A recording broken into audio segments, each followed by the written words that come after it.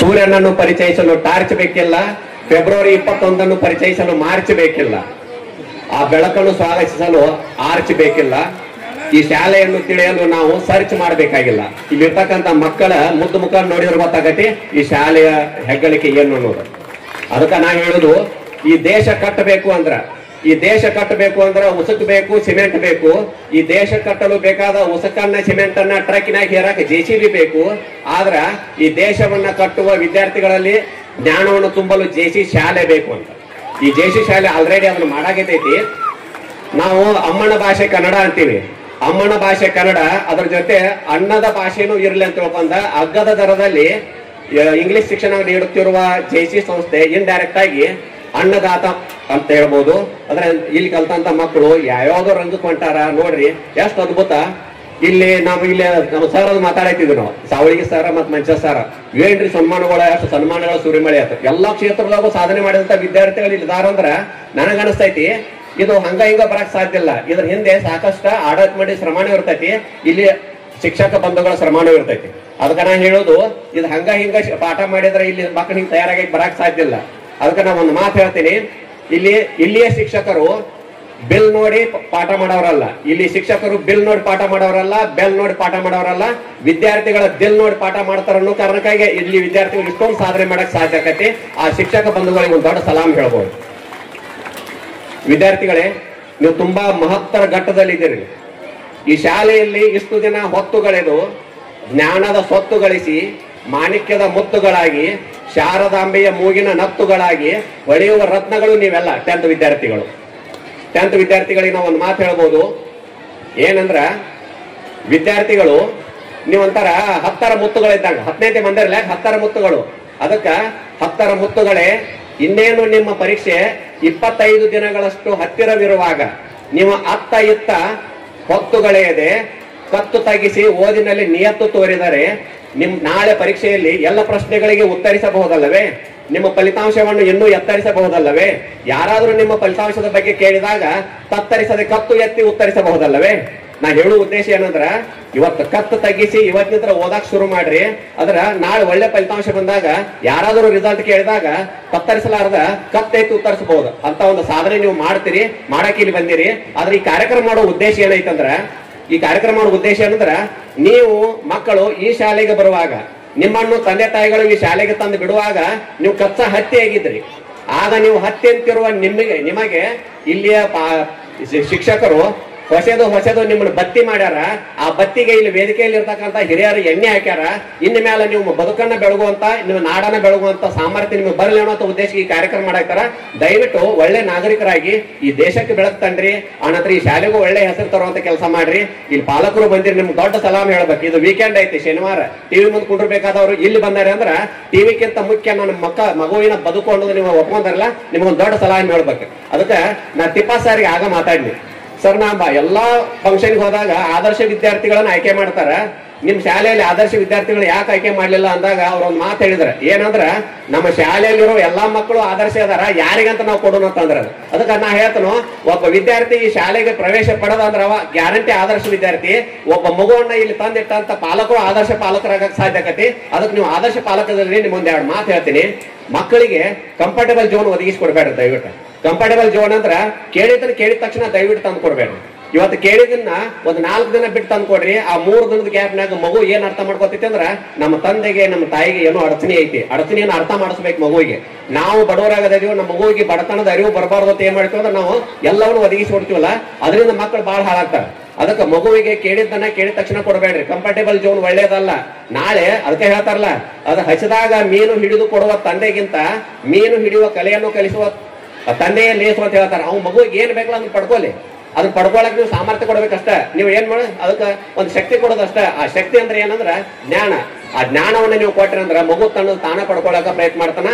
ನಿಮ್ಮ ಶ್ರೀಮಂತಿಕೆಯನ್ನ ಮಗುವಿಗೆ ದಯವಿಟ್ಟು ಟ್ರಾನ್ಸ್ಫರ್ ಮಾಡಕ್ ಹೋಗ್ಬೇಡ್ರಿ.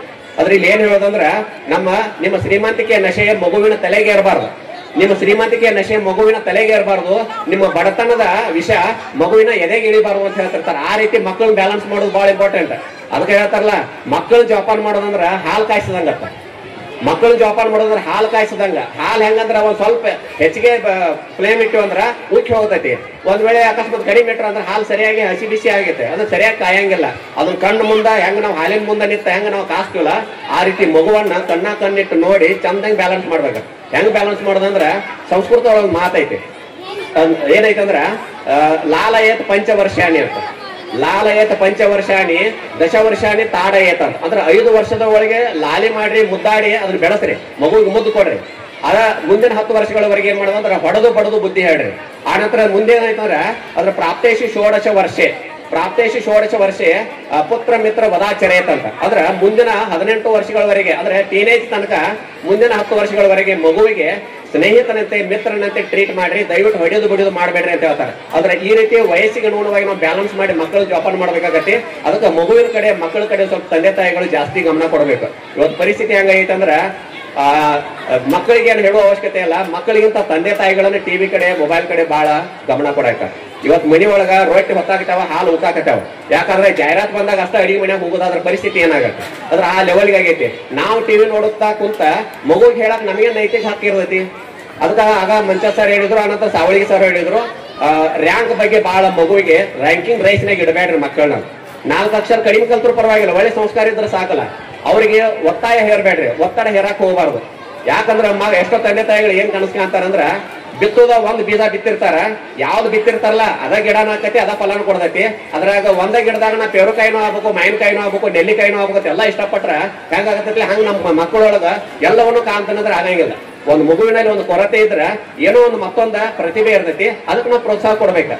ಅದ್ರತ್ತ ನಾವು ಗಮನ ಕೊಟ್ಟು ಬೆಳೆಸಿದಾದ್ರ ಸಾಕಷ್ಟು ನಾವ್ ಏನ್ ಬೇಕಾದ್ರೂ ಆ ಮಗುವಿನೊಳಗೆ ಕಾಣಕ್ ಸಾಧ್ಯ ಆಗತ್ತೆ. ಎಷ್ಟೋ ತಂದೆ ತಾಯಿಗಳು ಏನ್ ತಪ್ಪು ಮಾಡ್ತಾರಂದ್ರ ಆ ಮಗುವಿನ ಕಣ್ಣಿನ ಮೂಲಕ ತಮ್ಮ ಕನಸುಗಳನ್ನು ಕಾಣಕ್ ಪ್ರಯತ್ನ ಮಾಡ್ತಾರೆ. ದಯವಿಟ್ಟು ಅದ್ ಮಾಡ್ಬೇಡ್ರಿ. ಆ ಮಗುವಿಗೆ ಒಂದು ಕನಸು ಇರ್ತೈತಿ, ಆ ಕನಸು ಏನೋ ಗುರ್ತ ಮಾಡಿ ಅದಕ್ಕೆ ಸಪೋರ್ಟ್ ಕೊಡ್ರಿ ಅಷ್ಟೇ. ಅದಕ್ಕೆ ಸಪೋರ್ಟ್ ಕೊಡೋದಷ್ಟೇ. ಅದಕ್ಕೆ ಶಿಕ್ಷಕರಿಗೆ ಒಂದು ಹೇಳೋ ಮಾತು ಏನಂದ್ರ ಶಿಕ್ಷಣ ಅನ್ನೋದು ಮಗುವಿನ ತಲೆ ಒಳಗೆ ಏನಾದ್ರೂ ತುಂಬುದಲ್ಲ. ಶಿಕ್ಷಣ ಅನ್ನೋದು ಮಗುವಿನ ತಲೆ ಒಳಗೆ ಏನಾದ್ರೂ ತುಂಬುದಲ್ಲ. ಅಂದ್ರೆ ಮಗುವಿನ ತಲೆ ಅನ್ನೋದು ಡಸ್ಟ್ಬಿನ್ ಅಲ್ಲ. ಅಲ್ಲಿ ಏನಾದ್ರು ಅದೊಂದು ಫಲವತ್ತಾದ ಭೂಮಿ ಇದ್ದಂಗ ಮಿದುಳ. ಫಲವತ್ತವಾದ ಭೂಮಿಯಲ್ಲಿ ಆಲ್ರೆಡಿ ಒಂದು ಬೀಜ ಇರ್ತೈತಿ. ಅದಕ್ಕೊಂದು ನಾವ್ ಏನ್ ಹಾಕ್ಬೇಕಂದ್ರ ನೀರ್ ಹಾಕ್ಬೇಕು, ಗೊಬ್ಬರ ಹಾಕ್ಬೇಕು ಅಷ್ಟ. ಹಂಗ ಮಗುವಿನಲ್ಲೂ ಒಂದು ಆಲ್ರೆಡಿ ಒಂದು ಪ್ರತಿಭೆ ಇರ್ತೈತಿ. ಅದಕ್ಕೆ ನಾವು ಬೀಜ ಗೊಬ್ಬರ ಅನ್ನುವಂತ ಪ್ರೋತ್ಸಾಹ ಕೊಟ್ಟಿವಂದ್ರ ಆಟೋಮೆಟಿಕ್ ಅದು ಬೆಳೆಯಕ್ ಸಾಧ್ಯ ಆಗತ್ತೆ. ರ್ಯಾಂಕ್ ಬರ್ಲಿಲ್ಲ ಅಂದ್ರೆ ಏನಾಗ್ತ, ರ್ಯಾಂಕ್ ಬರ್ದ್ರೆ ಮತ್ತೊಂದು ಏನಾದ್ರು ಅವ್ನ ಲೈಫ್ ಅದನ್ನ ಗುರುತಿಸ್ಬೇಕು.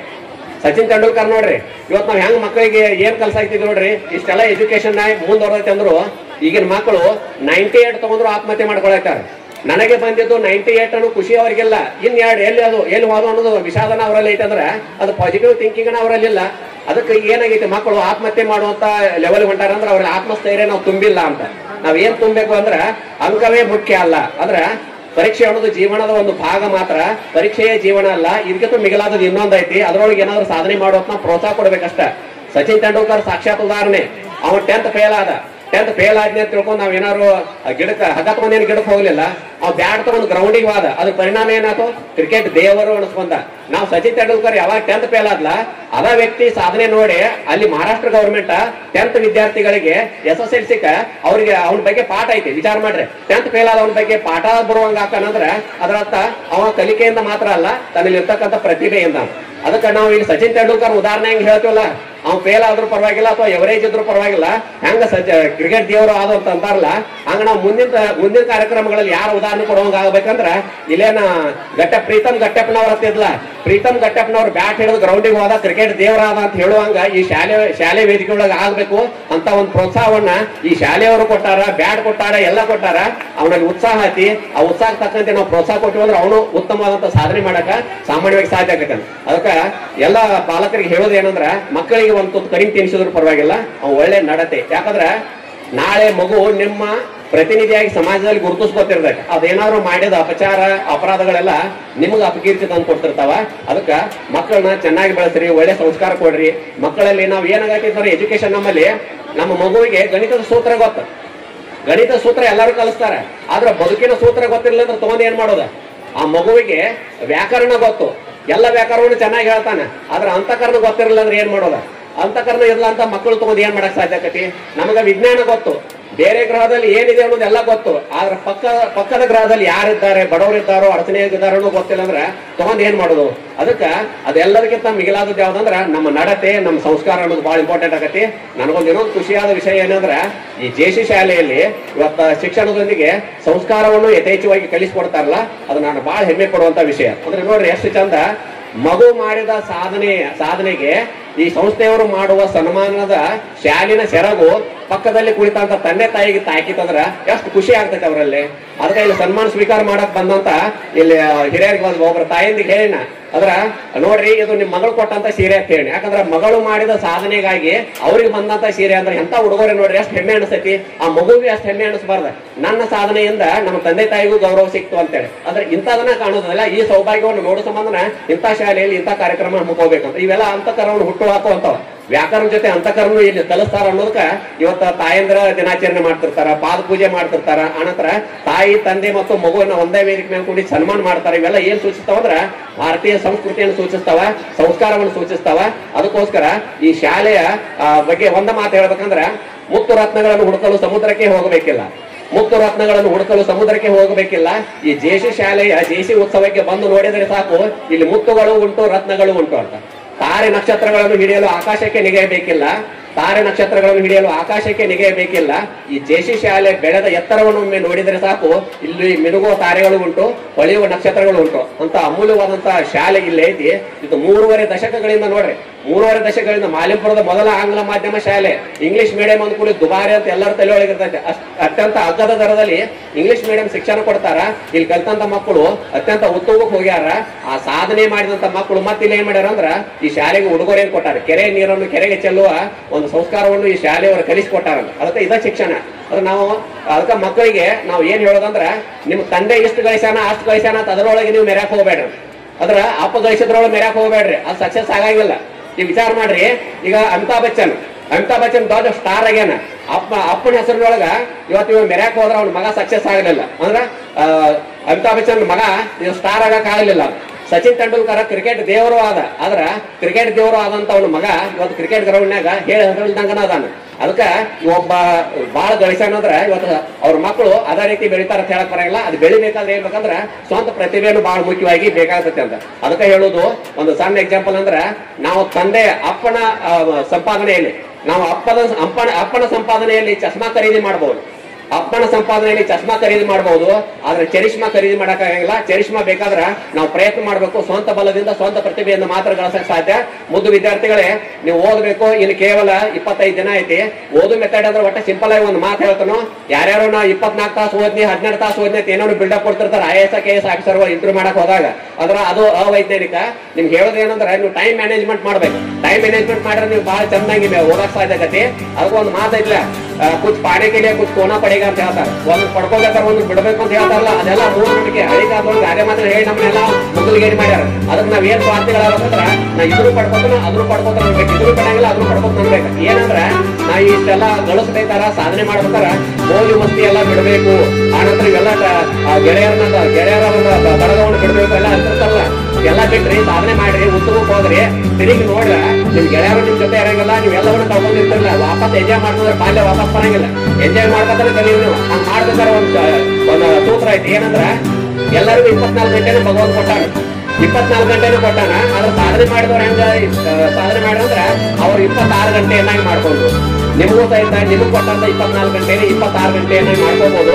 ಅದ್ ಹೆಂಗಂದ್ರ ದಿನದ 24 ಗಂಟೆಯನ್ನು 3 ಭಾಗಗಳಾಗಿ ಮಾಡ್ರಿ. ಆ 3 ಭಾಗಗಳಲ್ಲಿ ಮೊದಲನೇ 8 ಗಂಟೆಯನ್ನು ಬರೀ ನಿದ್ದೆಗೆ ಬಿಡ್ರಿ. ಅದ್ರ ಆರಾಮಾಗಿ 8 ತಾಸು ನಿದ್ದೆ ಮಾಡ್ರಿ. ನಿಮ್ ಬ್ರೈನ್ ಶಾರ್ಪ್ ಆಗತ್ತೆ, ನಿಮ್ ಆರೋಗ್ಯ ಸುಧಾರಿಸ್ತೈತಿ. ಉಳಿದ 8 ಗಂಟೆಯನ್ನು ಬರೀ ಸ್ಟಡಿಗೆ ಮೀಸಲಿಡ್ರಿ. 8 ತಾಸು ಕಂಟಿನ್ಯೂ ಓದುದಲ್ಲ. ಬೆಳಗಿನ ಒಂದು 2 ತಾಸು ಹೋದ್ರಿ, ನಾಷ್ಟ ಆಗಬೇಕು 1 ತಾಸು ಹೋದ್ರಿ, ಮಧ್ಯಾಹ್ನ ಊಟ ಆಗಬೇಕು 1 ತಾಸು ಹೋದ್ರಿ, ಸಂಜೆ ನಾಷ್ಟ ಆಗಬೇಕು 2 ತಾಸು ಹೋದ್ರಿ, ರಾತ್ರಿ ನೀರು ಬರ್ತಕ್ಕ ಹೋದ್ರಿ. ಟೋಟಲ್ ಓದಿ 8 ತಾಸು ಆಗಬೇಕು. ಆನಂತರ ಏನು 8 ತಾಸು ಇಲ್ಲ, ಇನ್ನು 8 ತಾಸನ್ನ ನಿಮ್ಮ ಗೆಳೆಯರ ಜೊತೆ, ಆನಂತರ ನಿಮ್ಮ ತಂದೆ ತಾಯಿ ಜೊತೆ, ಮನೆಯವರೊಂದಿಗೆ ಕಾಲ ಕಳೆಯಕ ಮನರಂಜನೆಗಾಗಿ ನಿಮ್ಮ ಫ್ರೆಶ್ ಆಗಿ ಯೂಸ್ ಮಾಡ್ಕೊಳ್ಳಿ. 8 ತಾಸನ್ನ ಈ ರೀತಿ ಮ್ಯಾನೇಜ್ ಮಾಡ್ಕೊಂಡ್ರೆ ಎಂಜಾಯ್ ಮಾಡ್ಕೊಂಡು ಪಾಠ ಎಂಜಾಯ್ ಮಾಡ್ಬೋದು, ಪಾಠ ಓದ್ಬೋದು. ಆನಂತರ ಎಂಜಾಯ್ ಮಾಡ್ಕೊಂಡ್ರೆ ನೀವು ಒಳ್ಳೆ ರಿಸಲ್ಟ್ ಮಾಡ್ಬೋದು. ಈ ರೀತಿ ಮ್ಯಾನೇಜ್ಮೆಂಟ್ ನೀವು ಕಲ್ಕೊಂಡ್ರೆ ನಿಮ್ಮ ಅಗಾಧವಾದಂತ ಸಾಧನೆ ಮಾಡಕ್ಕೆ ಸಾಧ್ಯ ಆಗತ್ತೆ. ಅದಕ್ಕೆ ಬಹಳ ಸಿಂಪಲ್ ಐತಿ. ನೀವು ಬಹಳ ಭಯ ಪಡಕ್ ಹೋಗ್ಬೇಡ್ರಿ. ಏನಂದ್ರ ಪ್ರಶ್ನೆ ಪತ್ರಿಕೆ ತೆಗೆಯವರು ಮನುಷ್ಯರಾದಾರ, ಟೆಕ್ಸ್ಟ್ ಬುಕ್ ಬರೆದವರು ಮನುಷ್ಯರಾದಾರ, ನೀವು ಪಾಠ ಹೇಳಿದವರು ಮನುಷ್ಯರಾದಾರ, ಓದಿದವರು ನೀವು ಮನುಷ್ಯರ.